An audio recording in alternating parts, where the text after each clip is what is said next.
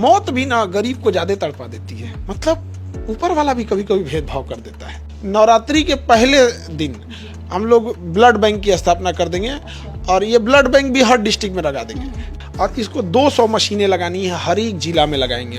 मशीनें कहाँ से आ रही हैं? मैं सुन रही हूँ कि जर्मनी से, जापान से।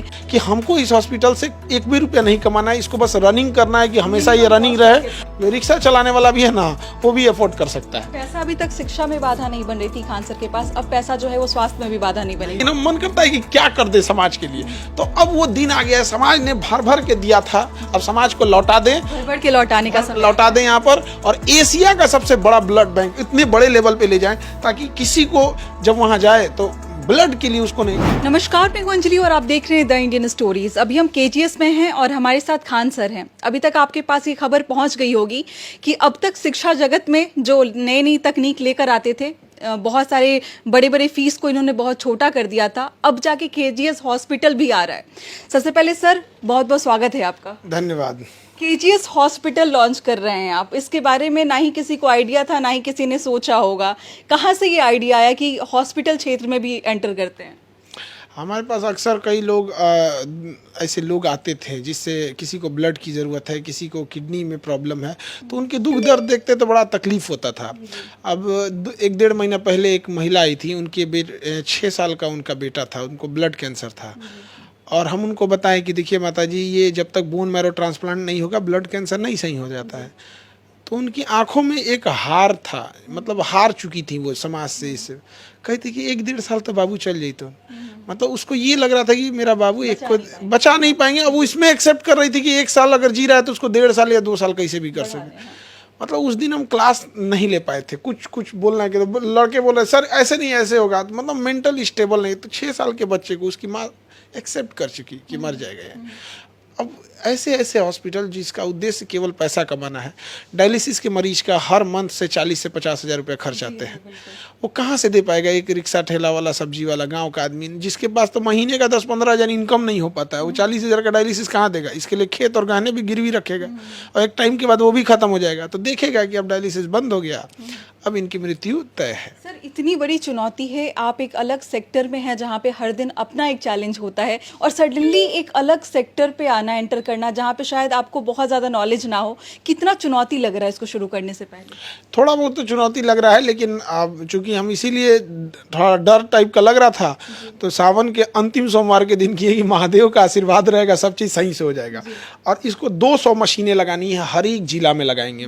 क्योंकि देखिए अगर हम केवल पटना में लगा देंगे तो दिखने में तो बड़ा लगेगा कि भाई 200 मशीनें हैं, बट सोचिए अगर कोई मोतिहारी से पटना आ रहा है तो वो तो बेचारा थक जाएगा रास्ते में ही है वहाँ, तो ये बड़ा समस्या आएगी। तो इसलिए उसको हम सोच रहे हैं कि हर डिस्ट्रिक्ट में ही लगा दिया जाए। और नवरात्रि के पहले दिन हम लोग ब्लड बैंक की स्थापना कर देंगे और ये ब्लड बैंक भी हर डिस्ट्रिक्ट में लगा देंगे, ताकि वहाँ से किसी को भी ब्लड का कोई दिक्कत नहीं आए। और ख़ास करके जैसे बनारस वाला डिस्ट्रिक्ट है, तो बनारस में अपने आप में ब्लड का बहुत डिमांड है, और वहाँ मेडिकल एक तरह का कहिए कि मेडिकल कैपिटल है, मेडिकल BHU को लेके, और भी मतलब BHU अभी भी गरीब लोगों के लिए बहुत अच्छा हॉस्पिटल है। हम लोग तो अपना ऑपरेशन 2012 में यहाँ कराए थे, BHU में 2012 या 13 में कराए थे। मेरे एक नस नकली है, यहाँ सिलिकॉन का लगाया गया है। और कितनी फीस थी? 500 हज़ार रुपये में ऑपरेशन हो गया गले का, ऑपरेशन हो गया। हाँ। और उसके अलावे भी जब हम लोग हॉस्पिटल में एडमिट थे ना, तो सुबह सुबह दूध का एक पैकेट हॉस्पिटल की ओर से दे दिया जाता था।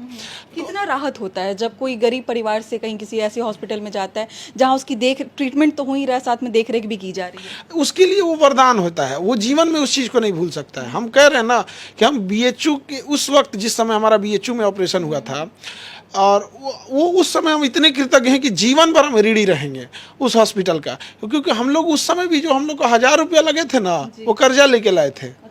और 1000 रुपये भी कर, क्योंकि कितनी फीस होती है उसकी 20-25 रुपये फीस होती है। अब शायद महंगे हो गए। हम ये 2012 कर्ज लिया था खान सर, 1000 रुपये के लिए भी कर्ज लेना पड़ा था। और रिश्तेदार लोग भी कर्ज देते हैं ताना मार के, उनको लगता है कि 1000 रुपये मांग रहे हैं तो 800 दो, इसलिए हम लोग 1500 मांगे थे तो 1000 रुपये मिला था। और उसमें हम वहाँ तो हमेशा जीवन भर, चाहे हम जहाँ भी रहेंगे, BHU के हम हम कृतज्ञ रहेंगे और ऋणी हैं उस अस्पताल के। तो ऐसे ही कोई गरीब इंसान है जिसको डायलिसिस नहीं हो पा रहा है, तो उसकी हम अगर एक एफोर्डेबल उसके लिए हम कर सकते हैं तो हमको लगेगा कि चलो हम किसी के काम तो आ सके। डायलिसिस के बारे में आप कह रहे हैं, मतलब खान सर जो हॉस्पिटल स्टार्ट कर रहे हैं उसमें दो चीज़ों के बारे में अभी जिक्र हो रहा है, पहला तो ब्लड बैंक और दूसरा डायलिसिस के बारे में। मशीनें कहाँ से आ रही हैं? मैं सुन रही हूँ कि जर्मनी से, जापान से, ऐसी बातें आप कर रहे हैं, कहाँ कहाँ से मशीन को इम्पोर्ट किया जा रहा है? देखिए, ये मेडिकल इक्विपमेंट बेसिकली 3 देश ज़्यादा बनाते हैं, अमेरिका, जर्मनी और जापान। तो मेरा डायलिसिस का जितना सिस्टम है वो जर्मनी से आ रहा है, ब्लड बैंक का सारा सिस्टम जापान से है। लेकिन अगर वही अल्ट्रासाउंड को देखेंगे और एक्सरे देखिए और ये सब सिस्टम जो ऑपरेशन की चीज़ें होती हैं तो वो यूएस से आते हैं सब। तो वो अगर वो नेक्स्ट फेज में वो छठ तक उसको करेंगे। अभी कौन सी मशीनें आ अभी चुकी 2 डायलिसिस और ब्लड बैंक ये हम लोग स्टार्ट कर रहे हैं और छठ के समय, दिवाली और छठ के समय हमें लगता है कि हॉस्पिटल भी फुल फ्लेजेड रन करा देंगे हम लोग। उसके लिए क्या है कि यूएस से जनरल इलेक्ट्रिक्स कंपनी है, वहाँ से मशीनों को ले आना और क्वालिटी से कोई समझौता नहीं करना, क्योंकि कई बार देखते हैं कि किसी के हार्ट में ब्लॉकेज है, उसको स्टंट लगाना है, अब 1.5-2 लाख रुपए उसके पास नहीं है, अब क्या कर पाएगा। हालांकि प्रधानमंत्री ने एक तो बड़ा अच्छा काम किया था, आयुष्मान कार्ड ले आए थे, लेकिन उसको भी बहुत सारे लोग अप्रोच नहीं कर पाते हैं, नहीं बना पाते हैं। तो उन लोगों के साथ कई बार ठगा सा महसूस हो जाता है उन बच्चों को, उन मरीजों को। तो उनके लिए भी ये काम करेंगे। मतलब खान जीएस की तरफ से अगर कोई हॉस्पिटल स्टार्ट किया जा रहा है तो लोगों की उम्मीदें बहुत ज़्यादा बढ़ जाएंगी। जैसे लोगों ने देखा है कि यूपीएससी का जो चार्ज है वो आपने बहुत ज़्यादा कम कर दिया, लाखों लाख की फ़ीस को हज़ारों में कर दिया, एसएससी की फ़ीस को बहुत कम में कर दिया, बीपीएससी की फ़ीस को बहुत कम में कर दिया। अब लोगों के मन में ये सवाल होगा कि जो आपके हॉस्पिटल में जाएंगे तो कितना उनको चार्ज लगेगा, क्या ये निःशुल्क है या फिर कुछ कम पैसे में आप उनको ट्रीटमेंट दे रहे हैं? नहीं, एकदम मिनिमम। एक्चुअल में क्या है ना कि हॉस्पिटल में बहुत चैलेंजेज होते हैं। जैसे अगर हम किसी को ब्लड फ्री ऑफ कॉस्ट दे दे तो ऐसा होता है कि डर के मारे चढ़ाएगा ही नहीं। तो हॉस्पिटल अलग सिस्टम पे काम करता है। और दूसरा, अगर हम किसी को ब्लड फ्री में दे देते हैं तो वो ले जाके फिर किसी हॉस्पिटल को बेच देगा, उसका मिसयूज होने लगेगा। तो इससे जो एक्सपर्ट टीम है, जो 20 साल 30 साल से सीनियर डॉक्टर हैं, जो समाज की भलाई करना चाहते हैं या जो इस तरह के लोगों ने समाज सेवा कर चुके हैं, उनसे बैठ के एक बार डिस्कस किया जाएगा कि हमको इस हॉस्पिटल से एक भी रुपया नहीं कमाना है, इसको बस रनिंग करना है कि हमेशा ये रनिंग रहे और इतना रखा जाए ताकि मिसयूज ना हो। इतना जरूर कर सकते हैं। जो रिक्शा चलाने वाला भी है ना, वो भी अफोर्ड कर सकता है। कहीं ना कहीं आप लौटा रहे हैं जो बिहार से आपको प्रेम मिला है या फिर बिहार से जो लोगों ने आपको एक खान सर बनाया, कहीं ना कहीं उनके लिए मुझे लगता है कि गिफ्ट है, एक तोहफा है। हाँ, देश ने हमें बहुत कुछ दिया, ऊपर वाले ने बहुत दिया। अब समाज हमको जो दिया, अब समाज को लौटाने की ज़रूरत आ गई है और उस ऋण को लौटाएंगे। उस बीएचयू में जब हम ब्लड ले जाएंगे तो हम दोबारा उसमें कदम रखेंगे तभी, मतलब हम समझिए कि कितने साल बाद कदम रखेंगे, आज 14-15 साल बाद तभी कदम रखेंगे जब यहाँ से हम ब्लड लेके जाएंगे और बीएचयू की धरती को प्रणाम करेंगे कि भाई हमको उस समय आपने हमारा हेल्प किया, भैया मेरे लिए 1000 रुपया वहाँ बहुत था, तो आज हम इसे लौटाने आए हैं। तो हम उसी समय तभी जाएंगे भी। कई बार बीएचयू में प्रोग्राम हुआ है, हम नहीं गए हैं, मन में वो कसक रहती थी कि यहाँ हम कर्जदार हैं। और अक्सर देखिएगा, हम किसी का कर्ज लेते हैं तो उसके सामने तभी जाते हैं जब वो कर्ज चुका देते हैं, तो या उसके बदले हम कुछ कर देते हैं। तो बीएचयू में हम आएंगे जरूर, लेकिन तब जब अपना ब्लड बैंक खोल देंगे और यहाँ से बल्क में वहाँ ले जाएंगे, जो ज़रूरतमंदों को वहाँ दिया जाएगा। कहीं ना कहीं आपने किसी इंटरव्यू में कहा था कि आपकी माताजी का भी ऑपरेशन हुआ था जिसमें आपको बहुत परेशानी झेलनी पड़ी थी, उसके बारे में मुझे बताएंगे? मेरी माताजी को 2 साल तक पथरी था, गाल ब्लेडर में, पित्त की थैली में पथरी हो जाता है। एक साइज के बाद ना वो फटने का डर होता है और पेट में अगर पित्त की थैली फट गई तो बचाना लगभग नामुमकिन हो जाता है, बहुत मुश्किल हो जाता है। तो 2 साल तक था, डॉक्टर कह रहे थे फट जाएगा, ऑपरेशन करा लीजिए। जिसके पास ऑपरेशन के लिए जाते थे कोई कहता था 15,000 20,000, मतलब 15-20,000 से तो नीचे कोई आता ही नहीं था। अब हम लोग किससे मांगे, लोग प्रॉब्लम, स्थिति खराब थी। अब दिक्कत हो गया था यहाँ पे। फिर जब 2 साल बाद कैसे भी करके फिर मम्मी का ऑपरेशन कराएं और लेजर से ऑपरेशन कराएं मम्मी का, और उस समय बड़ा कॉस्टली था, हमको लगता है 40-42 हज़ार का उस समय लग रहा था। और तब मेरे मन में भी है कि हम भी आने वाले वक्त में, और समाज की दुआ रहेगी, ऐसे समाज का प्रेम रहे, तो हम वो लेजर वाली मशीन भी ज़रूर लगाएंगे। और एक गरीब इंसान जो सोचता है कि ये पैर टूट जाएगा तो बड़ी पैसा लगेगा, उसका भी लेजर से जब ऑपरेशन कराएं, हमें बस देखना है दूर से बैठ के अपने हॉस्पिटल से कि कोई असहाय इंसान आया हो, अपने मरीज को रिक्शा से उतारता हो। गरीब लोग बड़ा असहाय होते हैं, रिक्शा से लेके आ पाते हैं वहाँ पे। जब वो जाएं, हमको कुछ नहीं करना, बस एक बार दूर से उनके चेहरे पे मुस्कुराहट देख लेंगे ना, लगेगा जीवन सफल हो गया मेरा। बड़ा तकलीफ होता है वो जब अस्पताल से जाएगा छुट्टी लेके, जबकि उसका ऑपरेशन सक्सेस। तो लेजर मशीन भी हम लोग ला रहे हैं और मतलब हॉस्पिटल की शुरुआत आप करने जा रहे हैं, और जब भी कहा जाता है कि जीवन की सच्चाई अगर आपको समझनी है तो आप रात को हॉस्पिटल के बाहर चले जाइए। सरकारी हॉस्पिटल का ये हाल है कि जब तक आपके पास कोई पैरवी नहीं होता है तब तक आपको बेड नहीं मिलता है हॉस्पिटल में। खान सर के हॉस्पिटल में क्या ये तो सीन नहीं रहेगा ना कि कोई पैरवी लगाए तब खान सर के हॉस्पिटल में बेड मिले, कि एक बेड के लिए पेशेंट जो है वो बाहर जान दे देते हैं अपना? नहीं, हमारा ऐसा रहेगा तो बेड मिलेगा, जो पैरवी लगाएंगे उनका छोड़ देंगे। पैरवी वाले को छोड़ देंगे। भाई, आप एक बात बताइए, कोई मरीज है, आप हमको फोन कर दीजिए तो उसका ऑक्सीजन हटा देंगे, दूसरे को लगा देंगे? ऐसा नहीं ना हो सकता। ये क्या तरीका है? खान सर के हॉस्पिटल में कैसे डॉक्टर्स आएंगे? मैं पीछे नीचे ही सुन रही थी कि अव्वल दर्जे के जो डॉक्टर्स हैं होंगे वो आएंगे आपके हॉस्पिटल में, जो यहाँ के पेशेंट्स का इलाज करेंगे। क्या ये सही बात? बढ़िया, हमको बड़ा खुशी हुई कि हमको मुंबई से एक डॉक्टर फ़ोन किए कि सर मैं बिहार से हूँ, दरभंगा से। अच्छा। आप खोलिएगा, मैं मुंबई में हूँ। अब बड़े अच्छे डॉक्टर हैं, हम हॉस्पिटल का नाम तो नहीं बताएंगे, कहे कि मैं डेली का तो वादा नहीं कर सकता हूँ, लेकिन आपसे प्रॉमिस करता हूँ कि मैं महीने में 4-5 दिन जरूर आऊँगा, फ्री ऑफ कॉस्ट इलाज करूँगा। तो ऐसा नहीं है कि समाज के अच्छे लोगों की कमी है, बहुत अच्छे अच्छे डॉक्टर, 3-4 लोगों का कॉल आया। एक डॉक्टर पटना के ही हैं, बड़े हॉस्पिटल में बैठते हैं, वो कहेंगे सर हम 1 घंटा आपके यहाँ जरूर बैठेंगे।